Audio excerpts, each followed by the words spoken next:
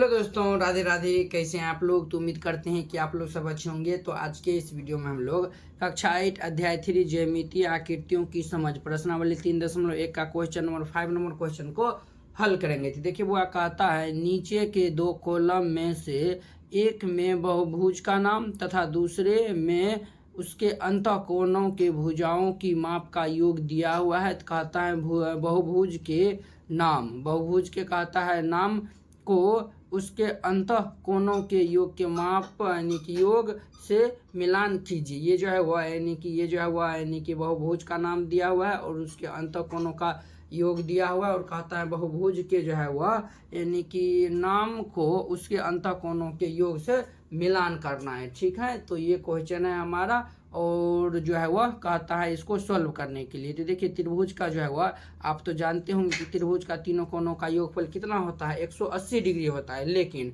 पंचभुज के जो है वह पंचभुज में 5 गो भुजा होता है, उसी प्रकार सप्तभुज में 7 गो भुजा होता है, नवभुज में 9 गो भुजा होता है और षष्ठभुज में जो है वह 6 गो भुजा होता है। तो कहता है जैसे हम त्रिभुज का तो जानते हैं 180 डिग्री होता है, लेकिन पंचभुज के पांचों कोणों का योगफल कितना होता है ये तो हमें नहीं मालूम है। तो ये जो है वह यानी कि कितना होगा ये जो है वो आपको बताना है। ठीक है, तो चलिए ये जो है वो हम इसको हल करते हैं। ठीक है, तो यहाँ पे जो है वह क्या करिएगा तो वो हल दे दीजिएगा और फिर जाके इसको हल करिएगा। ठीक है, तो देखिए हम जो है वो आपको एक सूत्र बताते हैं यानी कि फॉर्मूला बताते हैं, वही फॉर्मूला जो है वह यानी कि ये हमारा क्वेश्चन जो है वह हल हो जाएगा। ठीक है, तो देखिए ये जो है वह अंतः कोणों का योग यानी कि अंतः कोणों का योगफल यानी कि योग जो है वह फॉर्मूला होता है। ये जो है वह यानी निकालने का जो है वह ये अंतः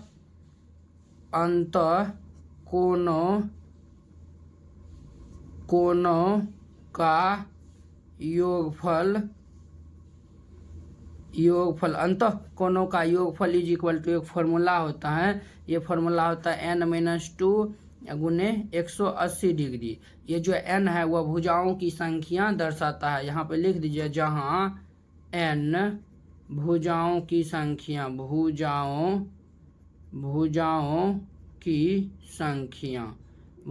की संख्या। अब देखिए ये जो है वह आसानी से निकल कर आ जाएगा। हम पहले लेते हैं त्रिभुज ले लेते हैं। पहला हम त्रिभुज हैं तो हम पहले त्रिभुज ले लेते हैं। हम जानते हैं त्रिभुज में क्या भुजा होता है तो 3 गो भुजा होता है। तो इस फॉर्मूला जो है वो हम आसानी से इसको हम निकाल सकते हैं। वह कैसे निकाल सकते हैं तो देखिए बुआ ये जो है वह n के स्थान पे 3 यानी भुजाओं की संख्या, तो भुजाओं की संख्या त्रिभुज में 3 होता है और -2 और ये गुने 180 डिग्री। तो देखिए बुआ ये जो है वह 3 में से 2 जाएगा तो कितना होगा 1 और गुने ये 180 डिग्री। तो अब देखिए ये जो है वह इसको हम गुना करेंगे तो ये 180 डिग्री आएगा यानी कि त्रिभुज के तीनों कोणों का योगफल कितना होता है 180 डिग्री होता है। तो यहाँ पे जो है वो आप ये जो है वह यानी कि यहाँ पे नीचे में लिख दीजिएगा 180 डिग्री या फिर जो है वो आप ये जो है वह इस तरीका से कॉलम बना लीजिएगा यानी कि त्रिभुज लिख लीजिएगा, पंचभुज लिख दीजिएगा, सप्तभुज, नवभुज और षष्ठभुज लिखकर ये जो है वह त्रिभुज में 180 डिग्री दे दीजिएगा, पंचभुज में अभी जो हम निकालेंगे वह लिख दीजिएगा, सप्तभुज में जो अभी हम निकालेंगे वह लिख दीजिएगा। अब देखिए हम लेते हैं पंचभुज लेते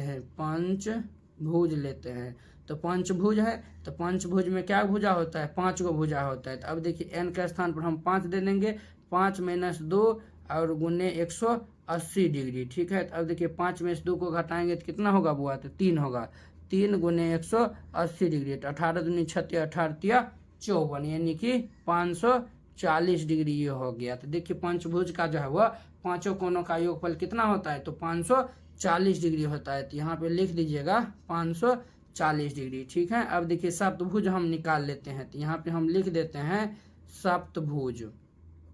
सप्तभुज में जो है वह भुजाओं की संख्या 7 गो होता है। तो अब देखिए ये हम जो है वह n के स्थान पे 7 - 2 और गुने 180 डिग्री। तो देखिए बुआ 7 में से 2 जाएगा तो 5 और गुने ये 180 डिग्री। तो 18 पंचे 90 होता है। तो ये जो है वह 18 पंचे 90 यानी कि 900 डिग्री हो गया। तो सप्तभुज का जो है वह सातों कोणों का योगफल कितना होता है तो 900 डिग्री होता है। तो यहाँ पे दे दीजिए 900 डिग्री। ठीक है, तो अब हम लेते हैं नवभुज तो नवभुज है तो ये हमारा इसमें भुजाओं की संख्या क्या होगा 9 होगा।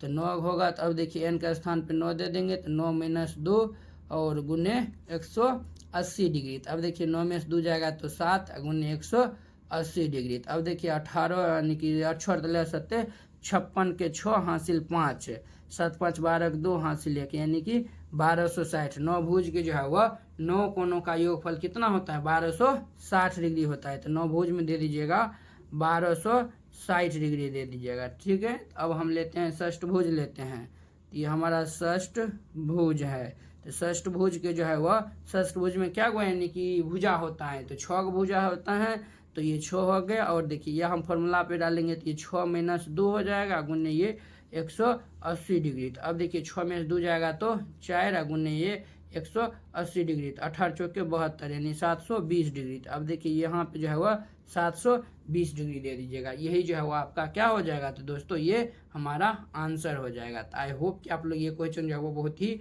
अच्छा तरीका से समझ गए होंगे। तो देखिए आपको हम बता दें कि आप जो है वह लिखेंगे कैसे, वहाँ यहाँ पे जो है वह जगह बच गया है, तो यहाँ पे जो है वह आपको हम बता देते हैं, ठीक है। तो अब देखिए ये जो है वह इसी प्रकार से ये 2 कॉलम जो है वह बना, 2 रो जो है, ये हमारा फर्स्ट रो, ये सेकेंड रो बना लीजिएगा। और ये देखिए इसमें हम लिख देंगे त्रिभुज लिख देंगे, और फिर हमारा क्या है भाई साहब, पंचभुज है, तो यहाँ पे लिख देंगे पंचभुज लिख देंगे। और आगे क्या है हमारा, सप्तभुज है, सप्तभुज है, तो हम सप्तभुज लिख देंगे। आगे हमारा क्या है, तो 9 भुज है, तो यहाँ पे हम लिख देंगे 9 भुज लिख देंगे। और आगे हमारा है षष्ठ भुज है, तो ये हम लिख देंगे षष्ठ भुज। अब देखिए त्रिभुज का हम कितना निकालना है, 180 डिग्री, तो यहाँ पे लिख दीजिएगा 180 डिग्री। और इसमें हम पंचभुज का निकाल रहे हैं 540 डिग्री, और सप्तभुज का निकाले हैं हम 900 डिग्री, और 9 भुज का निकाले हैं 1260 डिग्री, और षष्ठ भुज का निकाले हैं 720 डिग्री। ये जो है वह इसका कंप्लीट सॉल्यूशन हो जाएगा। तो उम्मीद करते हैं कि आप लोग ये जो है वह 5 नंबर क्वेश्चन जो है वो बहुत ही अच्छा तरीका से समझ गए होंगे। तो चलिए आप जो है वो हम अगले वीडियो में मिलते हैं इसके 6 नंबर क्वेश्चन के साथ। अगर यह वीडियो आप लोग को अच्छा लगा होगा तो लाइक, कमेंट एंड अपने दोस्तों के बीच शेयर कीजिएगा। अगर आप चैनल पर नए आए हुए तो चैनल को सब्सक्राइब कर लीजिए। तो चलिए अब हम नेक्स्ट वीडियो में मिलते हैं। जय हिंद।